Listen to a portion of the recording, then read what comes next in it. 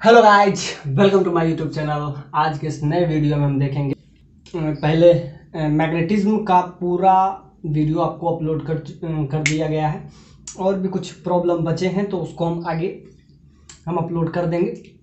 तो आइए आज हम नया चैप्टर, हालांकि इसका बहुत सारा क्वेश्चन हम डाल चुके हैं, हमारा अभी फोकस 12th पार्ट पे है। तो EMI, AC, इलेक्ट्रोस्टैट, करंट, इलेक्ट्रिसिटी, ये सारे प्रॉब्लम हम एक एक करके डील करेंगे। आइए, एक बहुत बेसिक सा मतलब ये इधर हाल फिलहाल में ये क्वेश्चन पूछा गया है 2016 में, बहुत कंसेप्चुअल प्रॉब्लम है। ये आपको ग्राफ सिखाएगा। इस क्वेश्चन में आपको ग्राफ सीखने को मिलेगा क्योंकि हर चीज़ आपको ग्राफ से डील करना है। तो हो सकता है आपके पास क्वेश्चन हो तो क्वेश्चन बैंक में आप देख लीजिए, बाकी तो हम आपको ग्राफ से समझाते हैं कि ये जो है, इसमें मैग्नेटिक फील्ड जो है यूनिफॉर्म मैग्नेटिक फील्ड है और इनवर्ड है, इनवर्ड मैग्नेटिक फील्ड है, क्रॉस है, यानी कि इनवर्ड मैग्नेटिक फील्ड है, और ये कांस्टेंट मैग्नेटिक फील्ड है। ये यूनिफॉर्म मैग्नेटिक फील्ड और कांस्टेंट है, यूनिफॉर्म मैग्नेटिक फील्ड। ये जो दिया गया है कि ये रिजिड स्क्वायर है, रिजिड स्क्वायर है, तो स्क्वायर है, सारा लेंथ इसका LL होगा और इसमें एक रेजिस्टेंस यूज किया गया है R। अब इस रेजिस्टेंस को यूनिफॉर्म मैग्नेटिक फील्ड में इंटर करवाते हैं और वो स्पीड क्या है, V0, यानी कांस्टेंट वेलोसिटी से। और बहुत कमाल का क्वेश्चन है, इसमें आपसे पूछा गया है कि फॉर सफिशिएंटली लार्ज V0, मतलब इसको इतना सफिशिएंट दिया गया है कि ये जो है मैग्नेटिक फील्ड वाले रीजन को क्रॉस कर जाए। क्या लिखा हुआ है, for sufficiently large V0, for sufficiently large V0 the loop eventually crosses, the loop eventually crosses the region, यानी इस रीजन को ये क्रॉस करके बाहर निकल जाए। इतना हम इसका वेलोसिटी दिए हैं। बहुत बढ़िया क्वेश्चन है। इसमें आपसे ये जो क्वेश्चन है 2016 में पूछा गया है, तो ये इतना वेलोसिटी आप दिए हैं कि इस रीजन को ये पार कर जाए। और इसमें जो वेलोसिटी है वो कांस्टेंट नहीं है, यानी Vx, यानी ये x का फंक्शन है, तो इसमें जो वेलोसिटी है वो Vx का फंक्शन है। एग्जैक्टली करंट भी जो है वो x का फंक्शन है, मतलब करंट भी वैरी कर रहा है, यानी कि ये जो है करंट जो है x का फंक्शन है, मतलब x का वैल्यू यहां से चेंज हो रहा है, ये आपका x एक्सिस है। तो डिस्टेंस चेंज करेगा तो उसका वेलोसिटी भी चेंज करेगा और यहाँ करंट भी चेंज कर रहा है, यानी कि हर चीज इसमें वेरिएबल है, यानी कांस्टेंट कुछ भी नहीं है। और इसमें फोर्स भी वही लगेगा, क्या x पे डिपेंड कर रहा है। तो इतने वेलोसिटी से हम इसको रिलीज किए हैं for a sufficiently large value of V0 the loop eventually crosses, the loop eventually crosses the region, ये इवेंचुअली इस रीजन को ये क्रॉस कर जाए। Current in the loop, current in the loop and force on the loop represent as the function of x, सारा जो है x का फंक्शन है, मतलब इधर वेलोसिटी Vx का फंक्शन आपको क्लियरली दिख रहा है कि आगे जाएंगे तो वेलोसिटी कम होगा। एग्जैक्टली वेलोसिटी अगर कम हुआ तो क्या होगा, जैसे मैग्नेटिक फोर्स का वैल्यू तो वो हम पहले भी बता चुके हैं। मैग्नेटिक फोर्स होता क्या है, मैग्नेट में अगर E आया तो I dl क्रॉस B, और dl क्या होता है, dl का डायरेक्शन वही होता है जो करंट का डायरेक्शन होता है। तो करंट जिधर डायरेक्टेड है उधर क्या है, dl डायरेक्टेड है, तो ये आपको क्लियरली दिख रहा है। और इसमें कह रहा है कि एंटी क्लॉकवाइज सेंस में को पॉजिटिव लीजिए, एंटी क्लॉकवाइज में जो करंट मूव करेगा इसमें वो एंटी क्लॉकवाइज को इस बार पॉजिटिव लीजिए। चलो कोई दिक्कत नहीं, एंटी क्लॉकवाइज को ही, यानी कि इसमें जो करंट मूव करेगा वो किधर करेगा, एंटी क्लॉकवाइज सेंस में, यानी कि इधर करेगा। ये आपको पहले से दे दिया हुआ कि इसमें जो है करंट जो है एंटी क्लॉकवाइज को आप पॉजिटिव लीजिए। चलिए ये एजम्पशन हम ले लेंगे कि एंटी क्लॉकवाइज को, ACW को, या काउंटर क्लॉकवाइज इसको बोलता है कि काउंटर क्लॉकवाइज, उसी को एंटी क्लॉकवाइज बोलिए या काउंटर क्लॉकवाइज, काउंटर क्लॉकवाइज। तो ठीक है, उसको हम क्या ले लेंगे, पॉजिटिव ले लेंगे, यानी किस डायरेक्शन को पॉजिटिव लेना है ये भी आपको इस क्वेश्चन में मेंशन है। अब आइए क्वेश्चन को कंक्लूड करते हैं कि क्या रहा है, तो एक रिजिड स्क्वायर है जिसको v वेलोसिटी से, और वो सफिशिएंट लार्ज वेलोसिटी है कि जिसको ये रीजन जो है uniform magnetic field that is v note inward of this plane, इस प्लेन के इनवर्ड में है, और यहां से हम रिलीज कर दिए v नोट वेलोसिटी से। और ये क्या हुआ कि यहां से आया और इस टाइप से पार किया, तो इसका जो वेलोसिटी है वो किसके फंक्शन है, that is a function of x, यानी कि वो डिपेंड कर रहा है x पे, मतलब कि x जिस टाइप से बढ़ रहा है, क्या हो रहा है 0 से l, l से 2l, 2l से 3l, तो इसका जो रीजन है मैग्नेटिक फील्ड का वो कितना है, तो सिंपल सा बात है 0 से शुरू हुआ और 3l पे खत्म हो गया, और इसमें इतना वेलोसिटी दिया गया है कि इसको क्या क्रॉस कर जाए। तो यहां तक तो हो गया, और यहाँ जो वेलोसिटी है वो इंडिपेंडेंट नहीं है, वो सारा फंक्शन, सिंपल सा बात है किसका है, सारा फंक्शन है x का, यानी x पे डिपेंड कर रहा है, यानी कि यहाँ पे अगर वेलोसिटी, यहाँ पे ये रिजिड बॉडी पहुंचा तो यहाँ पे वेलोसिटी कुछ और हो सकता है, हर केस में वेलोसिटी अलग अलग हो सकता है, तो यहाँ पे वेलोसिटी क्या होगा, यहाँ पे l पे आएगा, फिर l से 2l जाएगा, तो 2l ये है, यहाँ पे l ले लेते हैं, ये आपका हो जाएगा 2l, ये आपका हो जाएगा 2l, और ये आपका हो जाएगा 3l, यहाँ तक पहुंच जाएगा, इतना वेलोसिटी हम दे दिए। तब इसमें हमको क्या निकालना है, ईएमएफ निकालना है। एक तो एफएम का वैल्यू आपको क्लियरली यहाँ से निकाल लीजिएगा, जो कि चेंज कर रहा है फोर्स, मैग्नेटिक फोर्स सब कुछ दे दिया है कि तो, और मैग्नेटिक फोर्स के लिए एक हम और यूज करते हैं जब चार्ज रहता है, लेकिन चार्ज तो यहाँ है नहीं, v क्रॉस b वेलोसिटी तो है, तो एक, और दूसरा एक हम यूज करते हैं हमेशा, एक बहुत स्टैंडर्ड इस चैप्टर का एक थ्योरी है जिसको कहते हैं मोशनल ईएमएफ, उसका एप्लीकेशन समझिए इस क्वेश्चन को, मतलब सॉल्व करने के लिए उसका, तो ये आपका हो जाएगा मोशनल ईएमएफ का, ये बहुत शानदार क्वेश्चन है। This question this is based on the theory that is motional EMF. Motion होगा तो मोशन में जब भी जाएगा तो क्या होता है मोशनल ईएमएफ, मोशनल ईएमएफ का वैल्यू भी बताए थे, हर चीज उसका डिटेल एनालिसिस किए थे, उस पर बहुत सारा एससी वर्मा का क्वेश्चन भी करवाए थे। तो ये प्रॉब्लम आपको नॉट ए बिग डील, ये आपको बहुत बड़ा चैलेंज नहीं दे सकता है। तो आइए हम इसको बढ़िया से, आपको समझ में आ गया होगा, तो अब हम इसको सिंपली डील करते हैं मोशनल ईएमएफ से। तो मोशनल ईएमएफ का बहुत सारा प्रॉब्लम हम पहले कर चुके हैं, तो होपफुली आपको उसमें दिक्कत नहीं होगा। तो इसमें हम क्या करेंगे, मोशनल ईएमएफ का वैल्यू VBL आता है, V उसका वेलोसिटी होता है, मोशनल ईएमएफ इस पे हम सेपरेट लेक्चर लिए हैं, तो वहां पे आप जाके देख सकते हैं मोशनल ईएमएफ। यानी कि मोशनल ईएमएफ क्यों है, क्योंकि इसमें मोशन आता है, मोशन के वजह से जो ईएमएफ जनरेट होता है, इसलिए इसका नाम हम देते हैं motional EMF, that is VBL। मतलब क्या, VBL यानी मैग्नेटिक फील्ड में, सिंपल सा बात है, मैग्नेटिक फील्ड में ये आया और इसका लेंथ, और ये लेंथ बहुत इंपॉर्टेंट होता है, इसमें सबसे इंपॉर्टेंट चीज है लेंथ, यानी कि इस मैग्नेटिक फील्ड में VBL, ये इतना क्या होता है, इसमें V आपको वेलोसिटी है, किस वेलोसिटी से जाएगा, मैग्नेटिक फील्ड पे डिपेंड करता है, यानी किस किस चीज पे डिपेंड करता है, मोशनल ईएमएफ वेलोसिटी पे डिपेंड करता है, मैग्नेटिक फील्ड पे डिपेंड करता है, और उसके लेंथ पे, और दूसरा उसके ओरिएंटेशन पे। It's very important.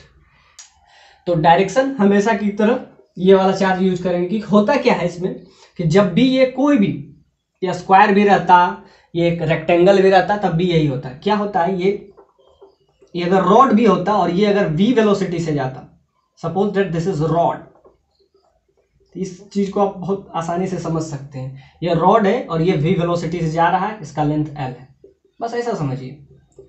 तो क्या होता है, तो जब भी हम किसी पे देखते हैं कि चार्ज का वैल्यू क्या होता है, मतलब इसमें चार्ज किस डायरेक्शन में मूव करेगा, और इसमें मोशनल ईएमएफ जनरेट कैसे होता है, तो आप ऐसा समझिए कि इसका एक पार्ट हम ले लिए, ये जो कि L लेंथ से मूव कर रहा है,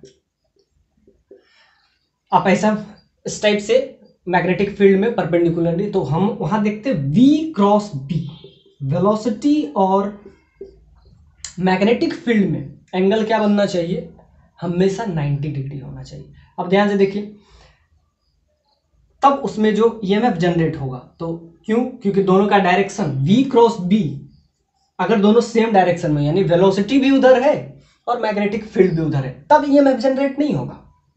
इसमें वेरी इंपॉर्टेंट, क्योंकि होता क्या है, रॉड है, कंडक्टिंग रॉड होगा, सिंपल सा बात है कि, और ये तभी लगेगा जब वो कंडक्टर है। It's very important only for conductor, क्योंकि करंट तो कंडक्टर में ही फ्लो होगा।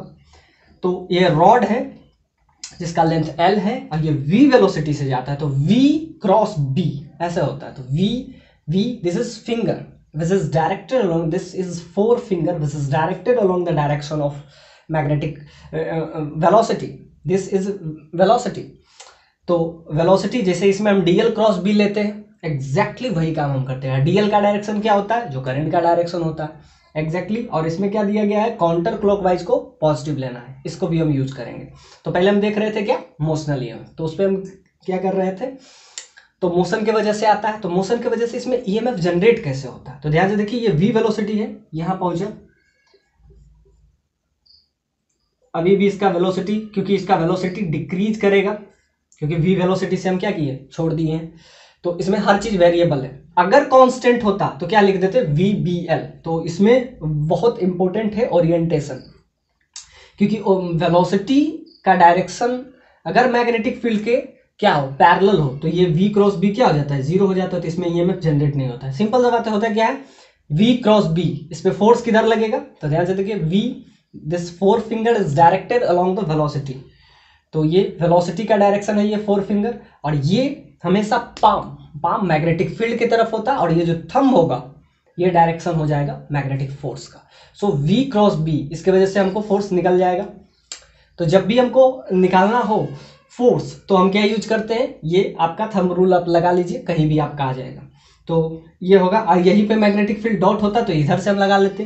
तो four finger is directed along the direction of velocity and this palm is directed along the direction of magnetic field, hence this thumb is directed along, ये जो thumb होगा ये direction दिखाएगा magnetic force का। So this thumb is directed along the direction of magnetic force which is acting on the charge flowing in this conductor.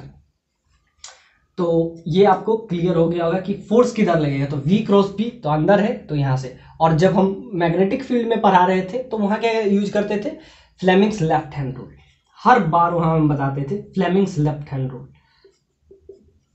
तो physics में direction बहुत important है, क्योंकि डायरेक्शन बहुत ज्यादा इसमें इंपॉर्टेंट है। तो यहाँ पे क्या हो जाएगा, जब भी उसमें आपको देखना हो तो उसमें हम क्या यूज करेंगे, Fleming left hand rule, left hand rule. इसमें तो आप सिंपली आप राइट हैंड लगा लीजिए, मैग्नेटिक फील्ड का जो ये पाम का जो डायरेक्शन होगा वो मैग्नेटिक फील्ड की तरफ होगा, और ये फोर फिंगर होगा वेलोसिटी।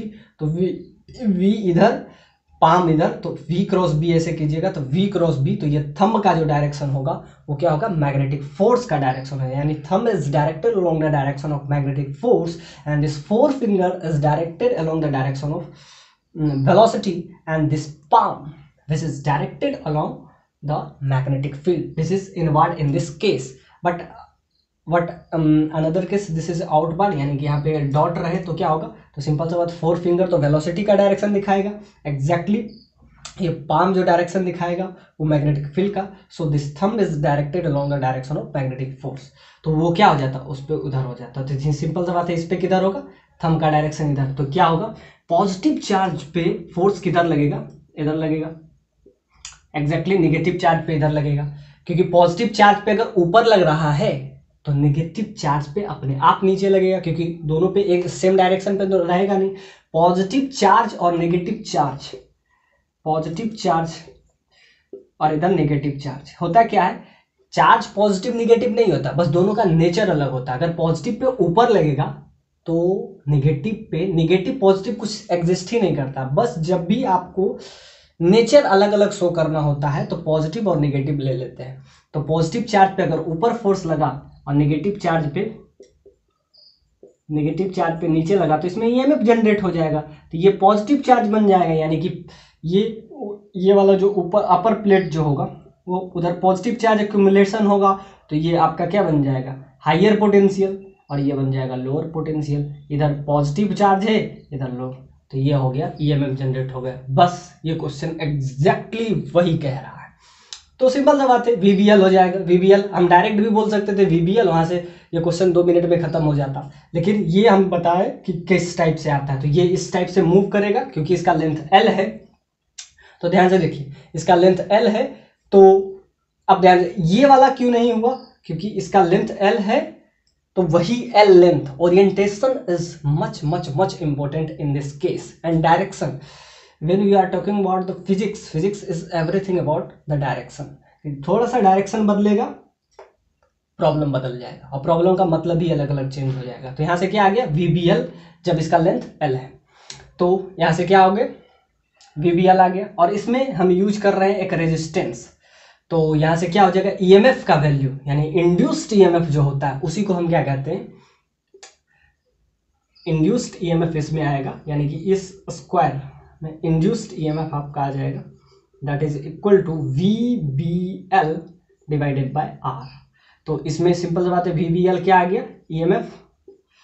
तो जैसा कि E बराबर आपको पता है, V बराबर IR आता है, तो ये IR के बराबर हो जाएगा। और अगर इसमें हम करंट देखें तो करंट किस में होगा, एंटी क्लॉकवाइज को पॉजिटिव ले लेंगे, तो ये इस टाइप से होगा।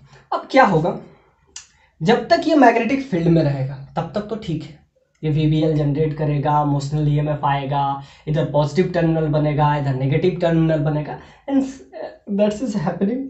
But after all it's eventually crosses the magnetic field. It has sufficient velocity, that is V naught. It's sufficient velocity, that is V naught, which is eventually crosses the region of this magnetic field. तब क्या होगा, तो तब हम use करेंगे Lenz law. तो एक question में आपका सारा कंसेप्ट पूछने का कोशिश किया गया है, तब यूज करते हैं हम लेंज लॉ। तो अगर इस समय पॉजिटिव टर्मिनल बना तो पॉजिटिव टर्मिनल इस पे बनेगा, तो पॉजिटिव टर्मिनल अगर इधर बना और इधर नेगेटिव, यानी कि ये पॉजिटिव ये नेगेटिव, ये हायर पोटेंशियल बन गया, ये लोअर पोटेंशियल बन गया, तो क्या होगा, करंट का फ्लो किधर हो जाएगा, सिंपल सी बात है, करंट का फ्लो इधर ही होगा। ये आपको समझ में आता है, और ये प्रॉब्लम में दे भी दिया है कि क्या है, एंटी क्लॉकवाइज सेंस में, इधर पॉजिटिव टर्मिनल हायर पोटेंशियल बना, एग्जैक्टली इधर लोअर पोटेंशियल बन गया।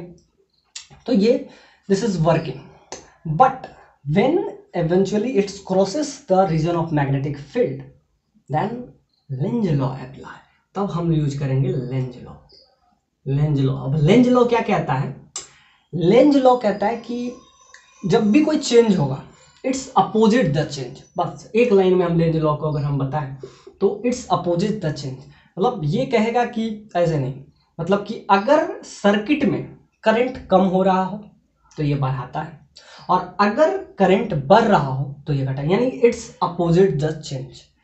कोई भी सिस्टम जो होगा वो इस पे वर्क करता है कि वो चेंज जो है उसमें नहीं होना चाहिए, यानी कि ये चेंज को बर्दाश्त नहीं करता, ये कंजर्वेशन ऑफ एनर्जी पे फॉलो करता है। यानी Lenz law is basically depend on the conservation of energy, यानी ये एनर्जी को कंजर्व करना चाहता है कि बढ़ने को बढ़ने नहीं देता है और घटने को घटने नहीं देता है। So this is basically Lenz law. अब इस पे लेंज लॉ लगेगा कि ठीक है, इस जब ये रीजन में था तो पहले इसके पास वेलोसिटी, यानी इधर ही इंड्यूस्ड ईएमएफ का वैल्यू 0 है, क्यों, क्योंकि मैग्नेटिक फील्ड 0 है। तो ध्यान से देखिए, मैग्नेटिक फील्ड 0 होगा तो क्या हो जाएगा, ईएमएफ 0 होगा, सिंपल सा बात है।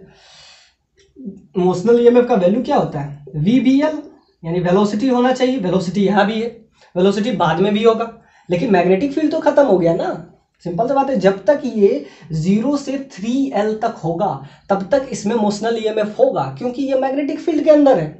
लेंथ तो पहले भी इसका लेंथ L है, और आफ्टर ऑल यहाँ जब पहुंचेगा तब इसके पास क्या हो जाएगा, इसके पास मैग्नेटिक फील्ड 0 हो जाएगा, यानी B, यानी कि outside the magnetic field, outside the magnetic field, outside the magnetic field, ये मैग्नेटिक फील्ड के आउटसाइड पॉइंट में आ गया। तो जिसके वजह से क्या हो जाएगा, VBL में B0, यानी game over. But Lenz law says ये ऐसा नहीं होना चाहिए, यानी इट्स अपोजिट द चेंज, यानी कि अगर इसमें करंट का जो है तो ये चेंज करेगा। तो बताइए, तो 0 से 3L के लिए तो बहुत क्लियर है आपके लिए, सिंपल सी बात है, VBL आ जाएगा और यहाँ से आप करंट भी निकाल लीजिएगा। तो करंट क्या आ जाएगा, तो जैसा कि VBL इंड्यूस्ड ईएमएफ का वैल्यू आपका आ गया induced EMF that is equal to VBL, इसका लेंथ L है तो VBL आ जाएगा, और that is equal to V बराबर IR, so I that is equal to V by R, यानी EMF जो आया, EMF क्या आया, VBL डिवाइडेड बाय R। तो ये इसमें करंट आया, और करंट का डायरेक्शन क्या आया, काउंटर क्लॉकवाइज यानी एंटी क्लॉकवाइज। तो यहां तक आ गया। अब हम बात करते हैं कि जब ये रीजन को ये क्रॉस करता है तब क्या होगा, तब हम लेंज लॉ इसमें यूज। वैल्यू क्या होता है, जैसा कि हम पहले भी बताए थे, I DL क्रॉस B। तो DL क्या है, तो DL और B के बीच में एंगल क्या बन जाएगा, FM, that is magnetic force which is acting on this square rigid square plate, that is IBL। Simple सा बात है, इसका लेंथ L है तो DL क्या हो जाएगा, और DL और B के बीच में हमेशा क्रॉस प्रोडक्ट है, यानी एक दूसरे को हमेशा परपेंडिकुलर होता है। हर बार हम जब भी यूज करते हैं तो मैग्नेटिक फील्ड को उस प्लेन के हमेशा परपेंडिकुलर लगते हैं। क्यों, क्योंकि जितना भी है वेक्टर क्वांटिटी है, क्योंकि डॉट प्रोडक्ट जितना भी है वेक्टर क्वांटिटी, और वेक्टर के बीच में जब भी रिलेशन होता है तो क्रॉस के साथ ही होता है। सिंपल सा बात है, क्योंकि क्रॉस नहीं होगा तो उसका कोई डायरेक्शन नहीं होगा। डॉट तो बहुत सारा हम यूज करेंगे लेकिन उसका डायरेक्शन नहीं होता। तो जब भी आप EMI देखें, मैग्नेटिक फील्ड, सब में हम डायरेक्शन बहुत इंपॉर्टेंट है, क्योंकि डायरेक्शन नहीं रहेगा क्रॉस प्रोडक्ट, इसीलिए यूजुअली हम मैग्नेटिक फील्ड को परपेंडिकुलर रखते हैं। नहीं रखेंगे तो वो जीरो हो जाएगा। अब ध्यान से देखिए, इस केस में DL और B के बीच में एंगल क्या बनेगा, यानी लेंथ इस प्लेन में है, मैग्नेटिक फील्ड इसके हम क्या रखें, इनवर्ड है, यानी इस प्लेन के परपेंडिकुलर है ही, यानी कि इस दोनों के बीच में कभी भी हम DIBL लिख दें, BIL, तो वहां कंफ्यूज नहीं करना है कि ये मैग्नेटिक फोर्स के लिए हम हमेशा यूज करते हैं कि मैग्नेटिक फोर्स जो होगा BIL, बिल से आप याद रखें कि बिल आया है तो बिल पे करना ही है। तो मैग्नेटिक फोर्स में जब जाइएगा तो इतना बिल आपको पे करना ही पड़ेगा, यानी कि आपको बिल देना पड़ेगा। बिल में क्या होता है, B मैग्नेटिक फील्ड होता है, I उसमें करंट होता है, L।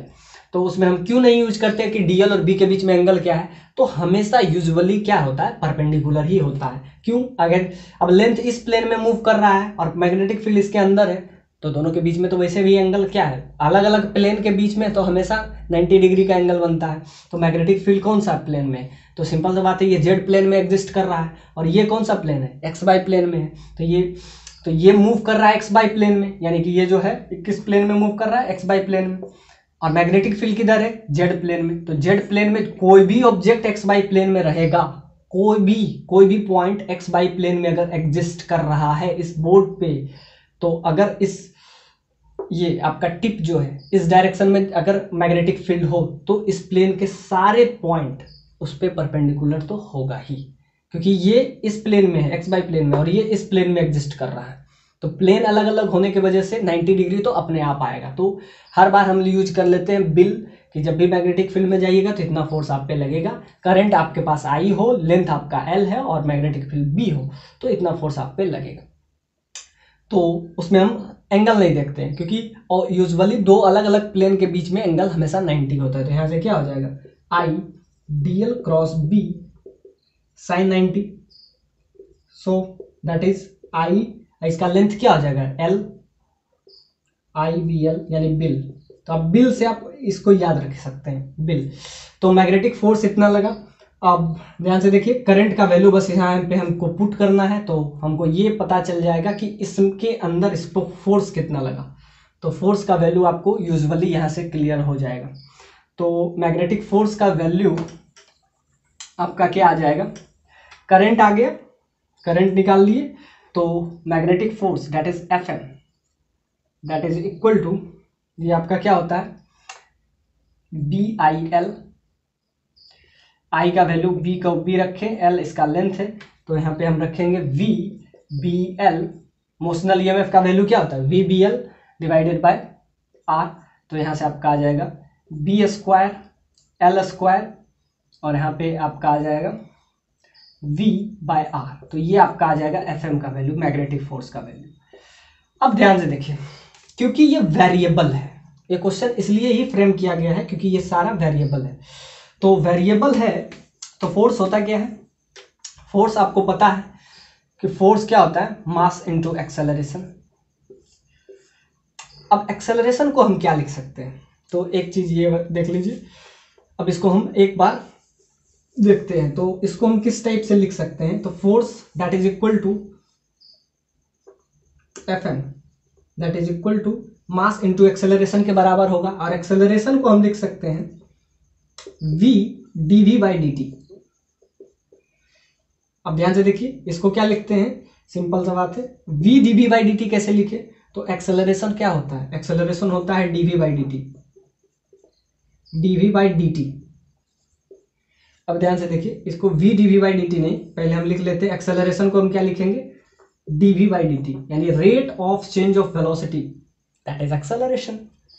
लेकिन हमको किसका फंक्शन लेना है, हमको लेना है इसका फंक्शन, डिस्टेंस का फंक्शन, और जबकि यहाँ टाइम का फंक्शन है, तो हमको किसी ना किसी तरीके से चेंज करना पड़ेगा, क्योंकि ये जितना भी आपको दिख रहा था, आई एक्स करंट एक्स का फंक्शन है, वेलोसिटी एक्स का फंक्शन है, फोर्स एक्स का फंक्शन है, लेकिन यहाँ पे तो हमारा सारा टी का फंक्शन होगा, एक्सेलरेशन कुछ भी होगा टाइम से, टाइम का फंक्शन होता है, यानी टाइम पे डिपेंड करता है, लेकिन यहाँ तो हमको चाहिए रिलेशन सारा में किस में चाहिए, एक्स का फंक्शन चाहिए, तो हमको कैसे चेंज करना है, तो इसके लिए हमेशा हम यूज करते हैं बहुत बेसिक सा फॉर्मूला, ये बहुत बार यूज होता है कि जब भी आपको फंक्शन चेंज करना हो तो यहाँ से हमको क्या डिफरेंशिएशन यूज करना है। आप ध्यान से देखिए, एक्सेलरेशन तो सिंपली होता है dv बाई dt, टाइम का फंक्शन, लेकिन हमको चाहिए एक्स का फंक्शन, तो हम कैसे इसको बनाएं, और v को हम v ही रखते हैं। अब हमको क्या चाहिए, v को हम ऐसा तो लिख सकते हैं ना, v को v रखें, अब यहाँ पे हम डिवाइड करें, अब v को हम क्या लिख सकते हैं, v को भी तो हम लिख सकते हैं कि dx बाई dt, कोई दिक्कत नहीं, तो dt से ऊपर मल्टीप्लाई कर देते हैं, तो हमको चाहिए किसी न किसी तरीके से x का फंक्शन हो जाए, तब हमारा काम हो जाएगा, क्योंकि हमसे जो भी प्रॉब्लम पूछ रहा है, ग्राफ पूछ रहा है, तो ग्राफ के लिए हमको क्या चाहिए, पहले रिलेशन चाहिए, तो रिलेशन हमको सारा दिया हुआ है x में, तो इसको हम क्या यूज करेंगे, तो ऐसे हम इसको यूज कर सकते हैं वेलोसिटी को, इसको तो मास ही रखेंगे, इसको वेलोसिटी को हम यूज करते हैं, वेलोसिटी होता क्या है, dx by dt, the rate of change of displacement with respect to time, that is velocity. अब हम इसको थोड़ा सा हम कुछ से मल्टीप्लाई कर देते हैं, किससे, x से, तो dx से मल्टीप्लाई किए, तो ऊपर से भी किए नीचे भी किए एग्जैक्टली। अब ध्यान से देखिए, dx बाई dt को हम क्या किए, इसको ऐसे लिखे, और हम dx से ऊपर भी मल्टीप्लाई किए, dx से नीचे भी मल्टीप्लाई किए, क्योंकि हमको सब कुछ फंक्शन x में चाहिए, तो हम क्या किए, एक्सेलरेशन को पहले हम dv बाई dt लिखे, और लास्ट में फिर मल्टीप्लाई किए dx बाई dx, आपस में कैंसिलाइज होगा, रिजल्ट पे कोई फर्क नहीं पड़ेगा, लेकिन ये हमारा काम बना दिया।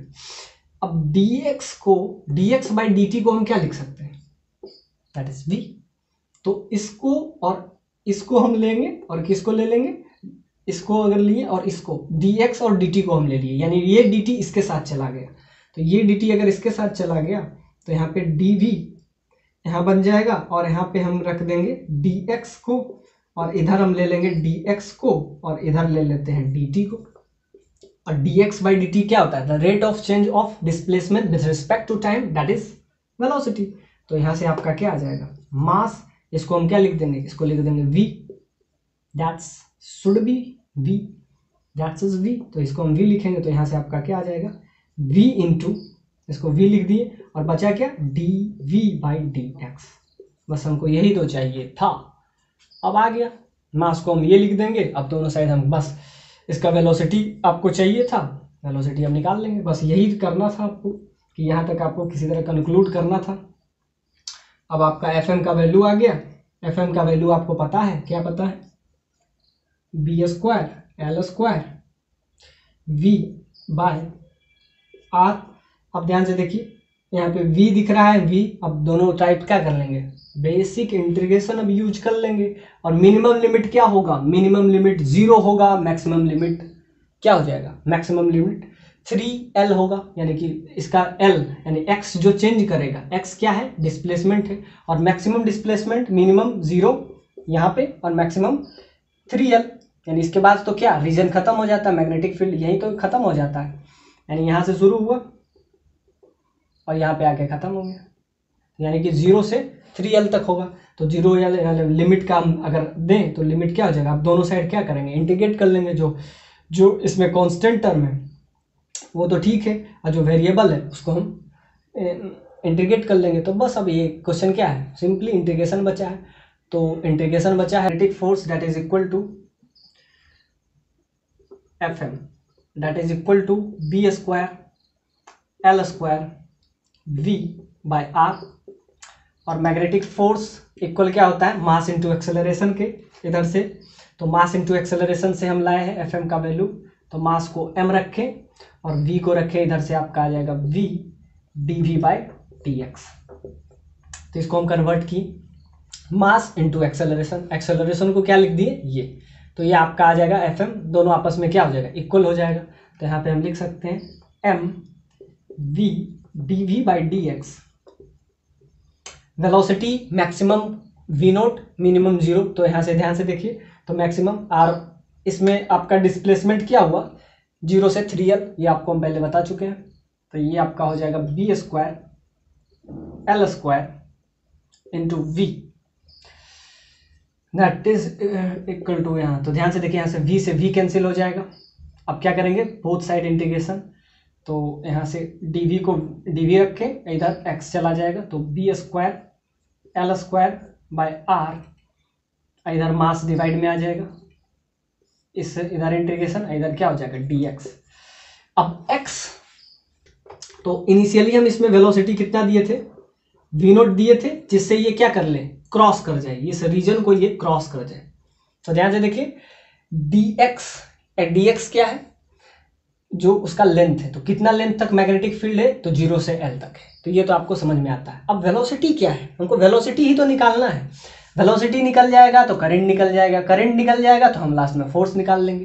यानी सारा खेल क्या है, वेलोसिटी पे, कि वेलोसिटी अगर निकला तो हम क्या निकाल लेंगे, V B L. L length तो कांस्टेंट है, लेंथ चेंज होने वाला नहीं है।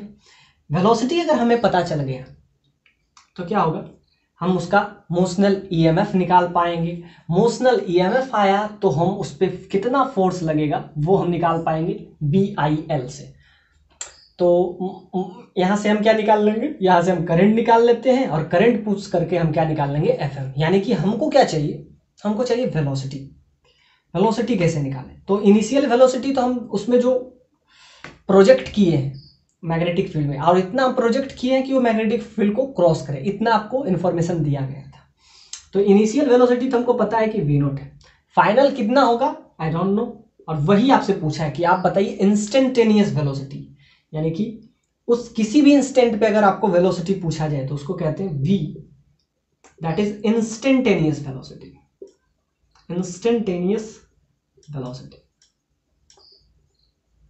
तो इंस्टेंटेनियस वेलोसिटी क्या होगा, तो उसको हम v ले लिए। इनिशियल वेलोसिटी आपको पता है, इनिशियल जब मैग्नेटिक फील्ड में जब इन कर रहा है तो क्या होगा, लेंथ 0 और मैक्सिमम क्या है 3l। तो अब क्या करेंगे, इंटीग्रेट कर लेंगे, तो final velocity that is v note. तो जब जिस भी पॉइंट पे आपको निकालना है उसी को कहते हैं इंस्टेंटेनियस वेलोसिटी, कि जिस भी इंस्टेंट पे आपको चाहिए वेलोसिटी, वो वेलोसिटी होता है इंस्टेंटेनियस। यानी किसी भी टाइम में, ये टाइम का फंक्शन होता है कि किसी भी टाइम पे आपको अगर वेलोसिटी चाहिए तो वो क्या होगा, v। अब v नोट क्या है, v नोट इसका इनिशियल वेलोसिटी है, that is v naught. Higher limit lower limit, तो इसमें dv का इंटीग्रेशन क्या हो जाता है, dv का क्या हुआ है। और फाइनल वेलोसिटी, इसमें सबसे इंपॉर्टेंट चीज है, जब बात हम कर रहे थे लेंज लॉ की, लेंज लॉ, तो लेंज लॉ क्या कहता है कि it's opposite the change. Initially इसमें जो करंट है वो किस डायरेक्शन में होगा, तो इनिशियली जब ये इंटर कर, तो इसमें आपको बोल दिया है कि काउंटर क्लॉकवाइज को आपको क्या लेना है, पॉजिटिव लेना है। तो जब ये इनिशियली जब ये इस मैग्नेटिक फील्ड में इन करेगा तब इसके पास कुछ भी करंट हो, लेकिन जब मैग्नेटिक फील्ड में ये इंटर करेगा तो एंटी क्लॉकवाइज सेंस को हमको पॉजिटिव लेना है। ये आपको क्वेश्चन में मेंशन था। तो जब ये इसमें आएगा तो इसका वेलोसिटी क्या होगा, घटेगा। v नोट वेलोसिटी से हम इसको रिलीज किए और वेलोसिटी क्या होगा, आगे घटेगा। तो लेंज लॉ ये करता है कि इट्स अपोजेस द चेंज, ये चेंज को अपोज करता है। तो जब इसमें करंट इंक्रीज करेगा तो क्या करेगा, उसको मतलब अपोज करेगा और जिसके वजह से उसका करंट धीरे धीरे जीरो होगा और लास्ट में वो क्या हो जाएगा एंटी क्लॉकवाइज से, पहले शुरुआत में ये क्या रहेगा एंटी क्लॉकवाइज, फिर इसका क्या हो जाएगा क्लॉकवाइज सेंस में मूव करेंगे, यानी पहले ACW में है फिर ये क्या हो जाएगा क्लॉकवाइज सेंस में होगा, तो यानी कि पॉजिटिव से निगेटिव जा रहा है। तो यहां से अगर हम देखें कि पूरा मैग्नेटिक फील्ड में जब ये मूव करेगा तो dx का इंटीग्रेशन करेंगे, तो dx का इंटीग्रेशन क्या होता है, dx का इंटीग्रेशन x, तो यहां से dv का करेंगे इंटीग्रेशन, तो ये आपका हो जाता है इंस्टेंटेनियस वेलोसिटी। तो इसका v velocity, suppose that v जो है v का वैल्यू आपको नहीं पता है, सपोज दैट इसको v ले लिए, अब इसका वैल्यू क्या है ये हमको क्वेश्चन में दिख जाएगा। तो यहाँ से फाइनल dv का इंटीग्रेशन करेंगे और ये आपका आ जाएगा v, upper limit that is v that is instantaneous velocity and lower limit that is v not, और यहाँ से आपका आ जाएगा v square l square by mr और dx का इंटीग्रेशन x हो जाएगा। तो यहाँ से आपका क्या आ जाएगा, और इसमें सबसे इंपॉर्टेंट चीज है कि क्लॉकवाइज सेंस को आप एंटी क्लॉकवाइज सेंस को नेगेटिव ले रहे हैं, तो यहाँ से आपका क्या हो जाएगा कि क्लॉकवाइज सेंस में ये मूव करेगा ड्यू टू लेंज लॉ, इस पे फोर्स क्या लगेगा, इस पे लगेगा अपोजिट डायरेक्शन में फोर्स लगेगा, जिसकी वजह से क्या एंटी क्लॉकवाइज से क्या हो जाएगी क्लॉकवाइज, पहले तो जीरो होगा इनिशियली, एंटी क्लॉकवाइज में ये मूव करेगा, इसमें करंट ऐसे मूव करेगा क्योंकि लेंज लॉ की वजह से इसमें क्या हो जाएगा ये अपर प्लेट बनेगा और ये लोअर प्लेट बनेगा, तो इसमें करंट जो मूव करेगा वो कैसा मूव करेगा एंटी क्लॉकवाइज सेंस में मूव करेगा। लेकिन क्या होगा आफ्टर ऑल इसका वेलोसिटी धीरे धीरे डिक्रीज कर रहा है, तो यहाँ से आपको ध्यान से देखिए instantaneous velocity that is equal to, अब इसका वेलोसिटी डिक्रीज करेगा, सेम वेलोसिटी तो नहीं रहेगा, तो जब वेलोसिटी डिक्रीज करेगा तो मोशनल ईएमएफ डिक्रीज करेगा, मोशनल ईएमएफ डिक्रीज करेगा यानी उसमें करंट क्या हो जाएगा डिक्रीज करेगा, यानी कि पहले एंटी क्लॉकवाइज सेंस में होगा लेकिन धीरे धीरे जब वेलोसिटी कम होगा तो क्या हो जाएगा जीरो होगा और फिर क्लॉकवाइज सेंस में होगा। तो क्या हो जाएगा इस पे जो अगर मोशनल ईएमएफ आप देख रहे हैं तो पहले मोशनल ईएमएफ पॉजिटिव होगा और लास्ट में क्या हो जाएगा निगेटिव हो जाएगा, तो यानी कि पहले एंटी क्लॉकवाइज सेंस में रहेगा और फिर लास्ट में क्या हो जाएगा पॉजिटिव हो जाएगा, तो एक निगेटिव साइन उसके वजह से, क्योंकि लास्ट में क्या हो जाएगा चेंज हो रहा है ना, यानी कि डायरेक्शन चेंज हो जाएगा करंट का, लास्ट में क्या हो जाएगा ये क्लॉकवाइज सेंस में मूव करेगा। तो ये आपका कुछ ऐसा है, तो निगेटिव साइन क्या दिखा रहा है यहाँ पे, निगेटिव साइन दिखा रहा है चेंज, यानी पहले एंटी क्लॉकवाइज डायरेक्शन में इसमें मूव करेगा करंट और लास्ट क्या होगा जब वेलोसिटी बहुत कम हो जाएगा जिसके वजह से इस मोशनल ईएमएफ का वैल्यू बहुत कम हो जाएगा तो फिर जीरो होगा और उसके बाद क्या होगा वेलोसिटी अपोजिट डायरेक्शन में आ जाएगा जिसके वजह से क्या हो जाएगा मोशनल ईएमएफ भी चेंज कर लेगा क्योंकि वेलोसिटी का डायरेक्शन चेंज होगा v क्रॉस b, तो v क्रॉस b में अगर v चेंज किया यानी वेलोसिटी चेंज किया तो जिसके वजह से क्या हो जाएगा मोशनल ईएमएफ जो जनरेट हो रहा है वो चेंज हो जाएगा और उसका डायरेक्शन भी चेंज करेगा। तो वेलोसिटी अगर चेंज किया तो क्या हो जाएगा उसमें करंट का डायरेक्शन भी चेंज करेगा, तो पहले एंटी क्लॉकवाइज सेंस में मूव कर रहा है, आपको क्लियरली दिख रहा है ये हायर पोटेंशियल ये लोअर पोटेंशियल, लेकिन आफ्टर ऑल वेलोसिटी डिक्रीज करेगा और वेलोसिटी जब अपोजिट डायरेक्शन में मूव करेगा तो क्या होगा सिंपल सा बात है तब ये क्लॉकवाइज सेंस में हो जाएगा, तो वो ये आपका नेगेटिव साइन। बाकी dx का इंटीग्रेशन x होगा तो यहाँ से आपका आ जाएगा upper limit that is v, lower limit आपका क्या हो जाएगा v नॉट, तो यहाँ से आपका आ जाएगा minus B square L square M उसका मास आर उसका रेजिस्टेंस इंटू एक्स, तो यहाँ से आपका v का वैल्यू आपका आ जाएगा v naught minus B square L square M into R into X, तो ये आपका आ गया एल के जगह पे क्या हो जाएगा एल कांस्टेंट तो है नहीं वेरी करेगा तो वहां पे आपका आ जाएगा एक्स, तो ये आपका आ गया क्या वेलोसिटी आ गया। और ये आपको कौन सा वेलोसिटी है इंस्टेंटेनियस वेलोसिटी, यानी वेलोसिटी जो है एक्स पे जब डिपेंड कर रहे हैं यानी एक्स बढ़ेगा तो वेलोसिटी बढ़ेगा, एक्स घटेगा तो वेलोसिटी घटेगा। सिंपल सा बात है कि यहां से आपका क्या आ गया वेलोसिटी का रिलेशन इन टर्म्स ऑफ या as a function of, it is a function of X, यानी क्या होगा पहले इसका वेलोसिटी बहुत ज्यादा होगा, मतलब जैसे जैसे इसका फंक्शन बढ़ेगा इसका वेलोसिटी जो है एक्स का फंक्शन है यानी वेलोसिटी बढ़ेगा। अब ये नेगेटिव साइन क्यों आ रहा है? तो नेगेटिव साइन इस वजह से आ रहा है क्योंकि लेंज लॉ कहता है कि जब भी चेंज होता है तो चेंज को अपोज करने के लिए बस हर जगह हम नेगेटिव साइन यूज करेंगे। तो नेगेटिव साइन ये कह रहा है कि जब चेंज हो रहा है तो चेंज में अपोज करने के लिए जो फोर्स लगता है, इस पर अपोज करने के लिए फोर्स जो लगेगा वो आपका क्या है, कंजर्वेशन ऑफ लॉ पे डिपेंड करता है। बाकी वेलोसिटी आपको क्या दिख रहा है, वेलोसिटी किस पे डिपेंड कर रहा है? तो वेलोसिटी जब बढ़ेगा, सिंपल सा बात है, ये वेलोसिटी जब बढ़ेगा तो ओवरऑल तो घट रहा है ना, यानी वेलोसिटी धीरे धीरे घटेगा। और वेलोसिटी कौन सा फंक्शन आपको दिख रहा है यहाँ पे, स्ट्रेट लाइन फंक्शन है। तो अब हम इसके ग्राफ वाले पोर्शन पे आएंगे। तो ये आपका क्या हो गया, बेसिक सा।